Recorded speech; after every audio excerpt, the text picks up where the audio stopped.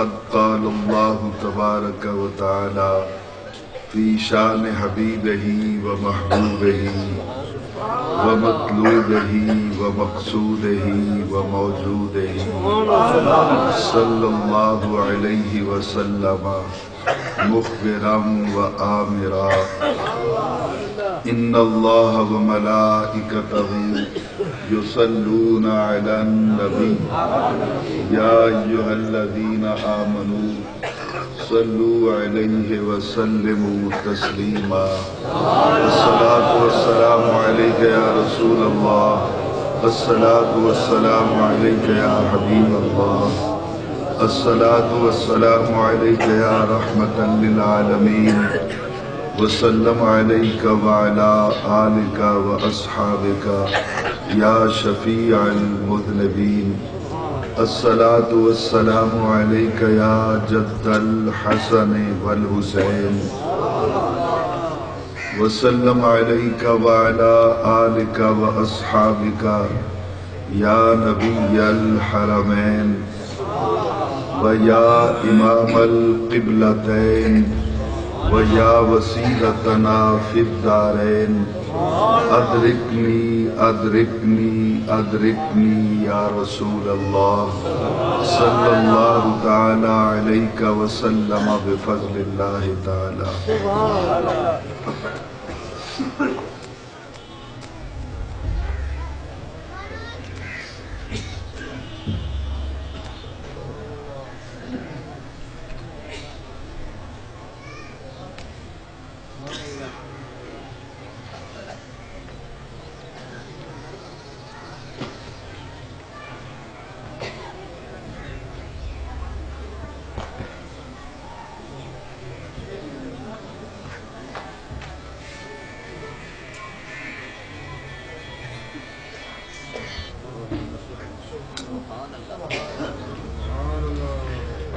زیب محفل صدر مجلس قافلہ سالار اہل سنت میر کاروان اہل محبت حضرت علامہ فیضی صاحب دامت برکاتہم القدسیہ ولائق صد عز و الاکرام مقتدر و محترم و محتشم حضرات علماء ذی وقار نعت خوانان ذی قدر و معزز سامعین و حاضرین کرام السلام علیکم.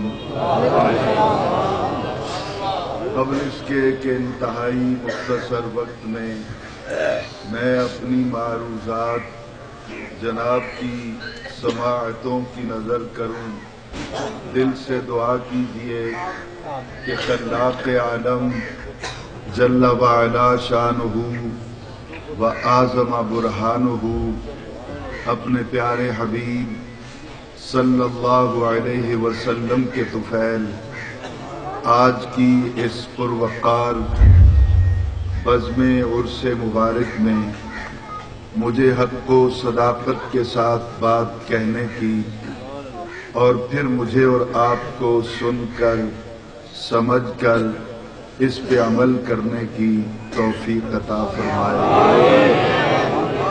سب سے پہلے تو میں دل کی گہرائیوں سے شکر گزار ہوں استاذ العلماء حضرت علامہ مفتی اعظم محمد محسن فیضی صاحب کا اور ان کے رفقاء کا کہ جنہوں نے مجھ جیسے نالائق اور ناکارہ خلائق انسان کو آج کی اس خوبصورت بزم سعید میں سیدہ زہرا کے بابا نبی اکرم صلی اللہ علیہ وسلم کا حسین ذکر کرنے کے لیے موقع فراہم کیا.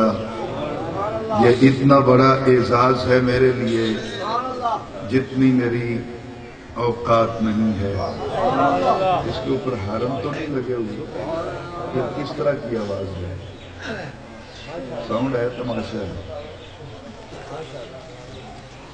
قرآن مجید فرقان حمید کے تیسرے پارے میں سے میں نے سورۃ البقرہ کی ایک آیہ مقدسہ کو آپ کے سامنے تلاوت کیا ہے۔ آج ہم اس آیہ مقدسہ کی روشنی میں مقام رسالت، مقام نبوت اور بالخصوص مقام مصطفیٰ صلی اللہ علیہ وسلم کو سمجھنے کی کوشش کریں گے۔ اور آج جس سبجیکٹ پہ میں نے بات کرنی ہے اس کے ساتھ ضمناً ہم نے اس صورت مسئلہ کو بھی سمجھنا ہے کہ جن کو اللہ اپنا محبوب بنا لیتا ہے، جب وہ اس بزم کائنات میں قدم رکھتے ہیں تو کیا وہ با اختیار بن کے آتے ہیں یا بے اختیار بن کے؟ یہ اختصار کے ساتھ میں نے چند گزارشات عرض کرنی ہے۔ میں نے اس دن سے اپنے آپ کو بہت خوش نصیب سمجھا جس دن سے حضرت علامہ محسن فیضی صاحب نے مجھے آج کی اس عظیم الشان بزم کے لیے حکم دیا، اور آج سے کچھ دن پہلے پھر ایک شام آپ تشریف لے گئے وہاں، یہ آپ کی محبت تھی، اور آپ نے دوبارہ مجھے یاد کروایا تو مجھے یاد ہے میں ممبر رسول پہ بیٹھا ہوں۔ میں کبھی لگی لپٹی بات کرنے کا عادی نہیں ہوں، اسٹریٹ بات کرنے کا عادی ہوں، اسی وجہ سے 5 مرتبہ گولیاں کھا چکا ہوں، بیشتر اذیتیں برداشت کر چکا ہوں۔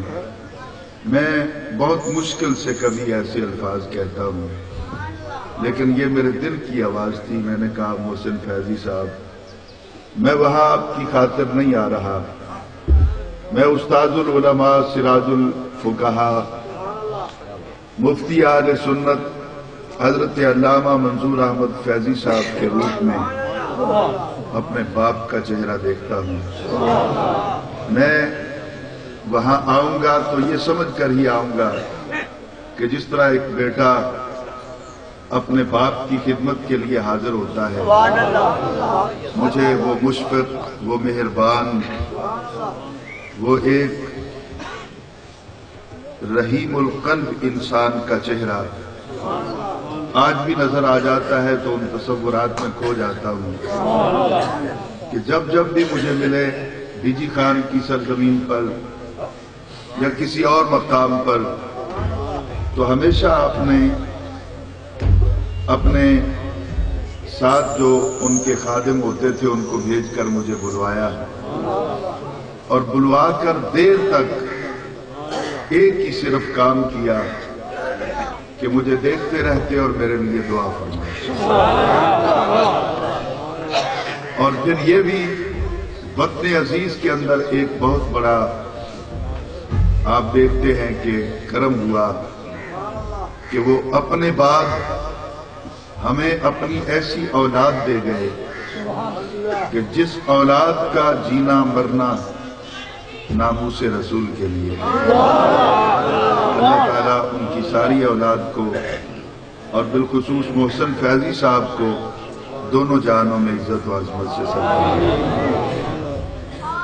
آئیے احباب اسی وقار اپنی منزل کی طرف چلتا ہوں۔ جناب صدر، میں اس دور کی بات کر رہا ہوں جب ایک ایسی شخصیت جس کی برادری اس کا ساتھ چھوڑ چکی تھی، ایک ایسی شخصیت جو تنہائیوں کا شکار تھی، ایک ایسی شخصیت جس کے مد مقابل اس دور کا جاہل ترین انسان ڈکٹیٹر کے روپ میں کرسی اقتدار پر موجود تھا، اس شخصیت سے میری مراد ابراہیم علیہ السلام ہے، اور اس ڈکٹیٹر اور جاہل شخص سے میری مراد نمرود ہے۔ حضرت ابراہیم علیہ السلام اکیلے تنہا نمرود کے دربار میں چلے گئے،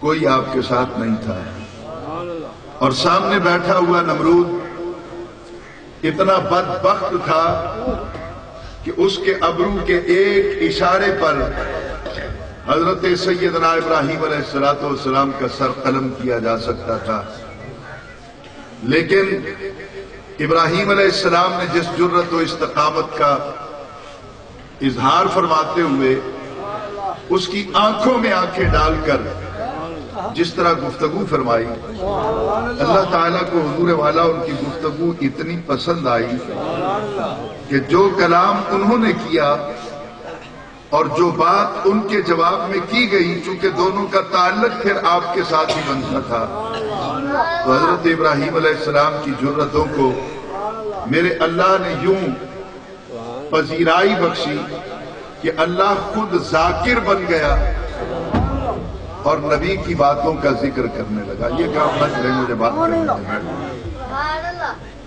اب غور سے حضور میری بات کو سنیے گا۔ حضرت ابراہیم علیہ السلام اور اس نالائق کے درمیان جو مکالمہ ہوتا ہے اس کو قرآن پاک بیان کرتا ہے، الم ترا، کیا آپ نے دیکھا نہیں؟ میں یہاں پہ حیران ہوتا ہوں، جھگڑے کس بات کے ہیں، ایک دوسرے کو گالیاں کس بات پہ دی جاتی ہیں، ایک دوسرے کا خون کس بات پہ بہایا جاتا ہے، جب قرآن موجود ہے۔ قرآن پاک کو پڑھنے کے بعد میں اپنے مخالفین سے کیا پوچھنے کا حق رکھتا ہوں کہ الم ترا کہہ کر اللہ کس کو کہہ رہا ہے کہ کیا آپ نے دیکھا نہیں؟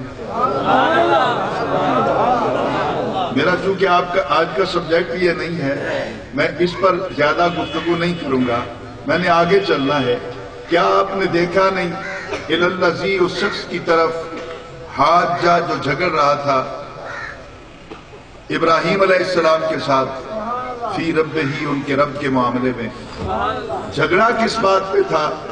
ابراہیم علیہ السلام اس کو سمجھا رہے تھے کہ ان آتاہ اللہ الملک، نادان نہ بن،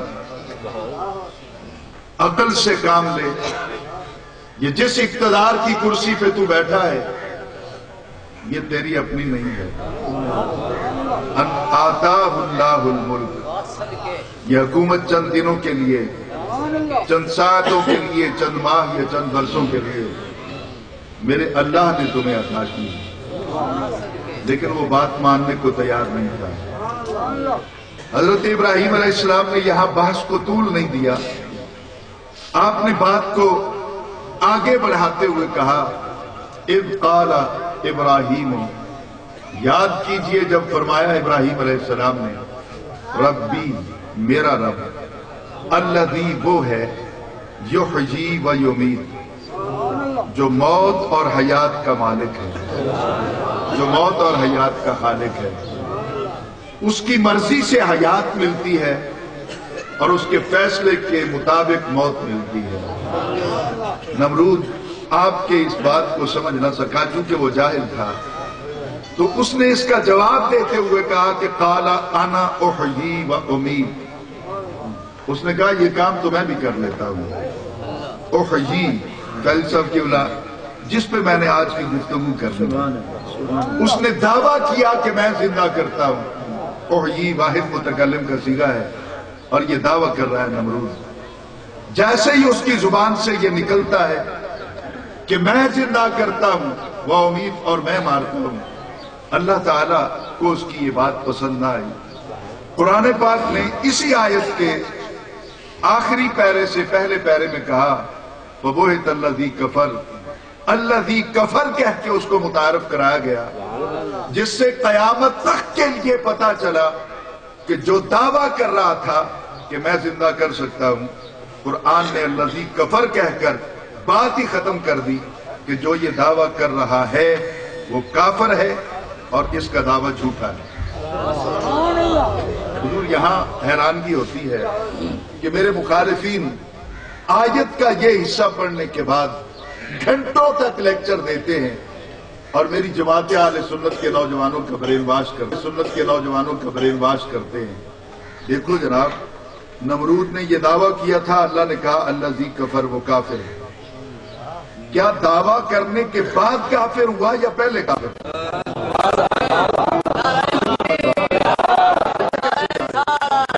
اہل سنت کے نوجوانوں کو کیا بتائے؟ بات تو تب کرو کہ اس نے یہ دعویٰ کیا تھا کفریہ، اس اگر وہ پہلے کافر تھا تو وہ جو بھی دعویٰ ہے وہ کرے، اس کے اوپر آپ کیا فتویٰ لگاتے ہیں؟ ایک بات یہ ہے، اور دوسری بات یہ ہے کہ انا احیی و امید کے الفاظ کو پڑھ کر تم اللہ کے سب محبوبوں کو اختیار ثابت کرنا چاہتے ہو کہ کوئی کچھ نہیں کر سکتا، تو پھر اسی بارے میں آگے چلو۔ سورہ آل عمران کی آیت نمبر 49 کے اندر بالکل احیی کا دعویٰ حضرت عیسیٰ علیہ السلام بھی کر رہے ہیں۔ نمرود بھی کہتا ہے احیی، عیسیٰ علیہ السلام بھی کہتے ہیں احیی، لیکن اصول اور قاعدہ ضابطہ مختلف ہو گیا۔ نمرود کہے احیی تو کافر، مریم کا بیٹا کہے تو رسول۔ نہیں سمجھا نہیں سکا۔ نمرود کرے دعویٰ احیی کا تو قرآن کہے الذی کفر، اور مریم کا بیٹا عیسیٰ علیہ السلام دعویٰ کرے وہ احیی الموتیٰ کا تو قرآن کہے ورسولا الی بنی اسرائیل۔ یا اللہ ہے وہ بھی بشر، ہے وہ بھی بشر، ہے وہ بھی بشر، ہے وہ بھی بشر، ہے وہ بھی آغوش مادر میں پلنے والا، ہے وہ بھی آغوش مادر میں پلنے والا، اس کے بھی دو ہاتھ، اس کے بھی دو ہاتھ۔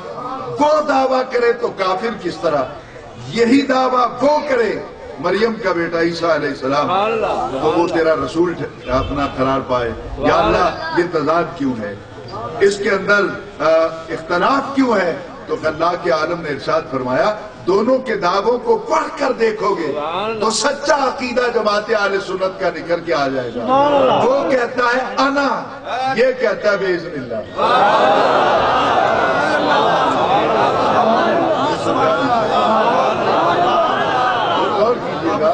وہ کہتا ہے انا، میں، وہ اپنے اختیار کو اپنا ذاتی اختیار سمجھتا ہے۔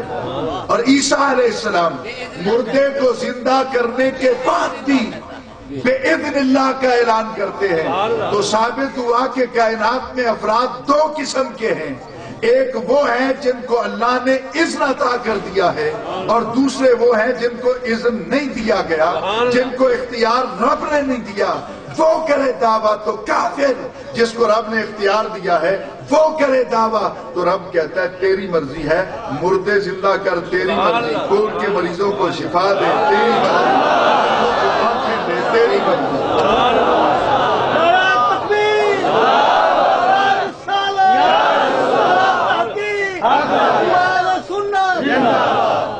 قرآن پاک میں حضرت موسیٰ علیہ السلام کے حوالے سے ایک بات ہے۔ موسیٰ علیہ السلام کی قوم کے ساتھ اللہ نے پیار بھی بہت کیا، اور پھر یہ قوم رسوا بھی بعد میں بہت ہوئی۔ پہلے ان کے لیے دریا روک دیا گیا، من و سلوا اتار دیا گیا، بادلوں کا سایہ کر دیا گیا، پتھر سے چشمے جاری کر دیے گئے، اتنا پیار کیا۔ پھر قوم یہی ہے نا جس کے چہرے بدل دیے گئے۔ وجہ کیا تھی؟ دونوں کی ہسٹری کا مطالعہ کر کے دیکھو کہ ایک ہی قوم پر کرم بھی اتنا، غضب بھی اتنا۔ تو اللہ تعالیٰ نے یہ منفی مثبت نیگیٹو پازیٹو دونوں صورتیں دکھا کر قیامت تک کے لیے بتا دیا مجھے تمہارے چہروں، بلڈنگوں، پراپرٹیوں، سرمائے سے پیار نہیں ہے، میں تو یہ تکتا ہوں کہ جب تک تم نبی کے نوکر بن کے رہو گے زمانہ تمہاری نوکری کرے گا، اور جس دن محمد کی نوکری تم نے چھوڑ دی تمہارے چہروں کو بدل کر اللہ تعالیٰ ثابت کر دے گا جو نبی کا نوکر نہیں بنتا وہ سور بنے گا یا خنزیر بنے گا۔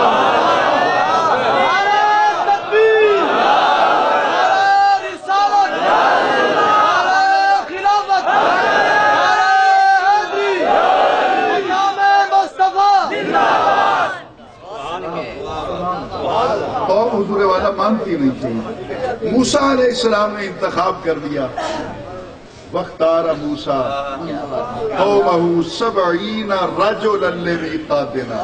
بھائی صاحب کی اولاد بڑے باپ کے بڑے بیٹے ہیں، علم کا سمندر آپ کے سینے میں آپ کا والد چھوڑ گئے۔ میں یہاں پہ بہت نالائق ہوں، شاید جسارت نہ کر پاؤں، لیکن وَاخْتَارَ مُوسَىٰ قَوْمَهُ 70 رَجُلًا لِمِيقَاتِنَا کون کہہ رہا ہے؟ یہ کلام موسیٰ نہیں، یہ کلام خدا ہے۔ یہ اللہ کا کلام، اللہ روایت نہیں کر رہا کہ اس نے اس طرح کہا، اس نے اس طرح کہا، اس نے اس طرح کہا، یہ اللہ بیان کر رہا ہے۔ فاختار موسیٰ، پسند کیا موسیٰ علیہ السلام نے۔ کس کو کیا پسند؟ کہا مجھے اس سے کیا غرض، جو بھی پسند آ گیا ٹھیک پسند یہ نظر ہے۔ کس کو پسند کیا، اس کی کیٹیگری کیا تھی، کوالیفیکیشن کیا تھی، وہ کس کاسٹ کے ساتھ تعلق رکھتا تھا، اس کا قد کتنا تھا، اس کی چھاتی کتنی تھی، اس کا حسن کتنا تھا، نہیں، اس سے کوئی غرض نہیں۔ فاختار موسیٰ، پسند کر لیا، منتخب کر لیا موسیٰ علیہ السلام نے۔ تو اللہ نے موسیٰ علیہ السلام کی پسند کو بیان تو کیا لیکن اس پہ آبجیکشن نہیں کیا، نہیں سمجھا نہیں سکا۔ موسیٰ علیہ السلام کی پسند کو وختار موسیٰ کہہ کر بیان تو کر دیا، فگر بھی دے دیے کہ کتنوں کو پسند کیا، لیکن اس پر اعتراض نہیں کیا کہ یہ آپ کی پسند ہے میں کیا کروں، اس پر اعتراض نہیں کیا۔ اللہ نے بیان کر دیا، صرف تو قیامت تک کے لیے پتا چلا، نہ کالا نہ گورا، نہ بڑا نہ چھوٹا، نہ رنگ نہ نسل، اللہ کو اس سے کوئی غرض نہیں ہے۔ اللہ تو یہ دیکھتا ہے کہ محبوب کو کون پسند آیا ہے، چاہے وہ حبش سے آئے یا یمن سے۔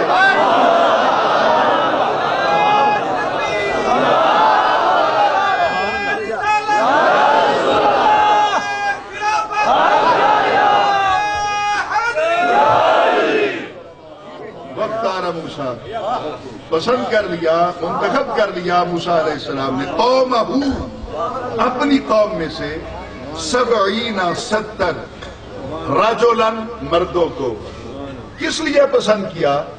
لمیقاتنا، اللہ کہتا ہے مجھ سے ملوانے کے لیے۔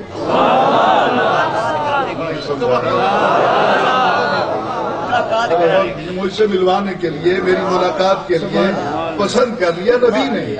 ملاقات ہوگی اللہ کے ساتھ، پسند کرے گا نبی،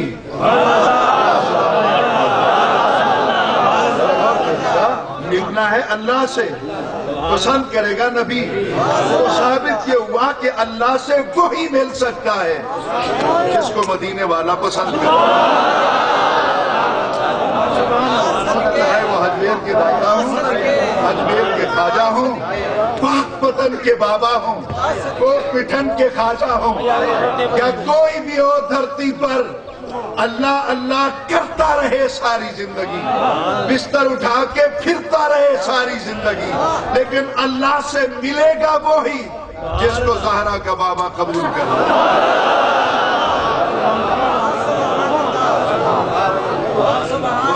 موسیٰ قومہ 70 رجلا لمیقاتنا، 70 افراد کو نبی نے پسند کر لیا، اور نبی ان سے یہ وعدہ کر کے لے گئے کوہ طور پر، آؤ تجھے رب سے ملواتا ہوں۔ قوم مانتی جو نہیں۔ بہت مشکل مرحلہ فکر میرے ذہن میں ہے، قاری صاحب علماء کی موجودگی میں میں آج اسے بیان کرنا چاہوں گا تاکہ اگر میں غلطی پر ہوں تو میری اصلاح ہو جائے، میری وجہ سے کسی کا عقیدہ ڈیمیج نہ ہو۔ وہ مان نہیں رہے تھے کہ اندیکھے خدا کو کس طرح مانے، اور یہی بالکل مطالبہ اس وقت ہوا عرب کے اندر جب نبی علیہ السلام نے یا معاشر القریش کہہ کر بلایا اور پہلا اعلان کیا آپ نے، قریش نے کیا کہا؟ کہاں رہتا ہے خدا؟ پردہ غیب میں، ہم سے بول لے گا نہیں، ملاقات ہو سکتی ہے نہیں، کس دروازے پہ دستک دے تو خدا مل جائے گا نہیں، ایسا بھی نہیں۔ تو انہوں نے کہا ہم کس طرح مان لیں؟